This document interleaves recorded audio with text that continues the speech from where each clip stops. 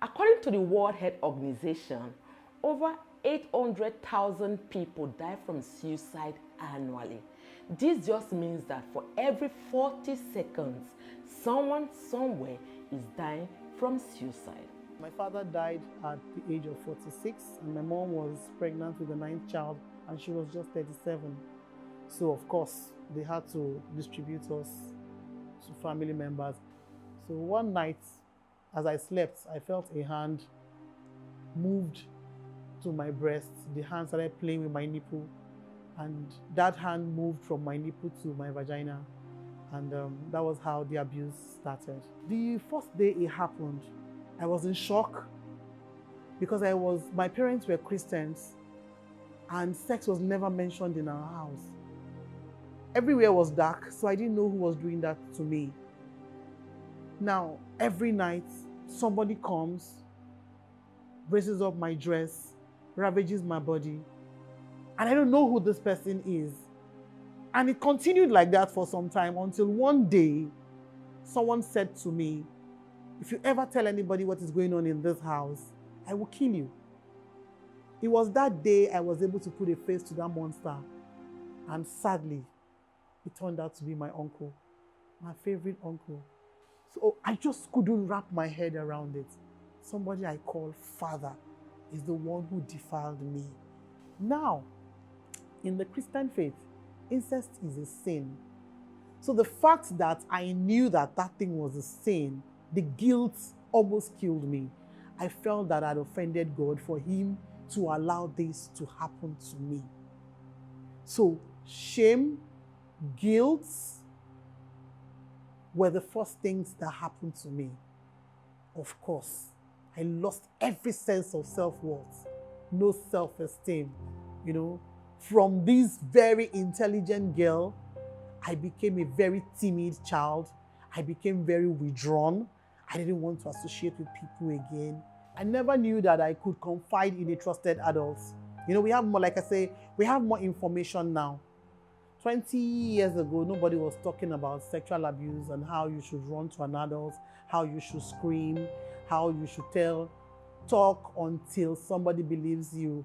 We didn't have this kind of information that time, So he told me that if I say a word to anybody that he was going to kill me. And then he said to me, my mother was not going to believe me. So that alone. So my mother came to Lagos and I tried to tell her. And my mother made fun of me. My mother actually told me that God was going to judge me for trying to implicate an innocent man. Because when my father died, he stood by us. Abusers are usually not the monsters we paint. Most of the time, abusers are people we know, we love, we trust. Our parents can actually vouch for them.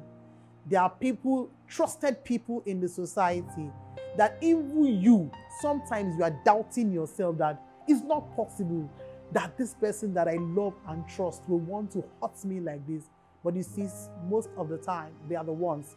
90% of the abusers we have are family and friends. And when she eventually married, she became depressed, not because of the marriage per se, but because of already the pre-existing, predisposing factor, which were sexual abuse, death of a family member, and with the current challenges she was having there, bearing children and trying to get a career for herself. Speaking from the point of a therapist, we do understand that depression ranks among the topmost causes of suicide, and this is a global phenomenon.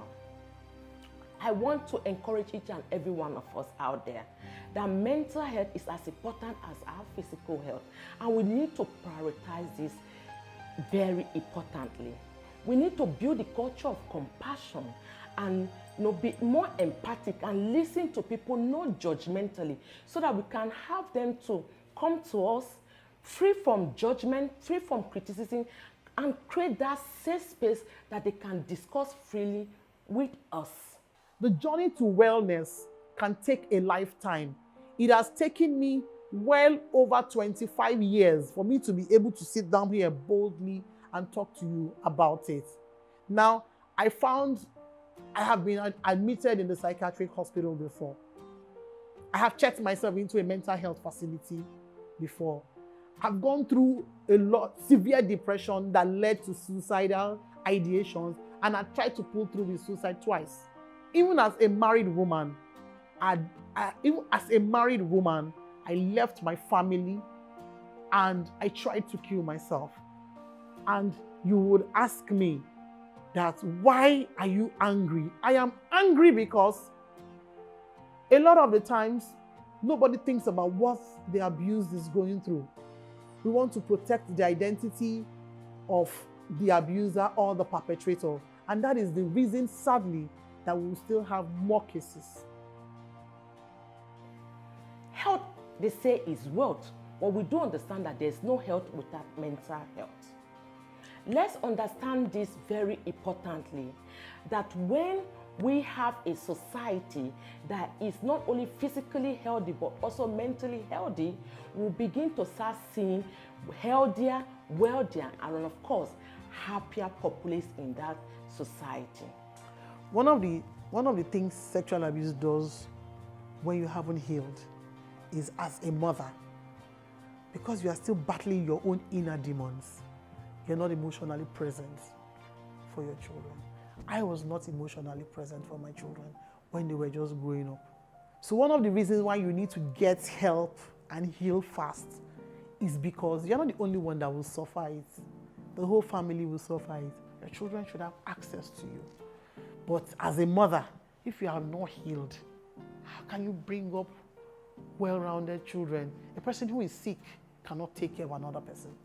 So that is why we need more survivors to get help, to get healing, so that we can bring up whole-rounded children. Support, love is the most important thing a survivor of sexual abuse needs, because you're already condemning yourself. There's already this self-condemnation. So if your loved ones add to it, it breaks you terribly. It breaks you terribly. But if you can get that love and that support, it helps you to pick yourself again. And it helps you to tell yourself that, yes, I can pull through this. Depression is real, but help is available and depression is treatable. Suicide, likewise, is preventable. With encouragement in our society and reducing the stigma and discrimination attached to mental health, we would see people talking freely about their mental health and encouraging them to seek help from the right places, the right people, and of course, the right time. And that time is now.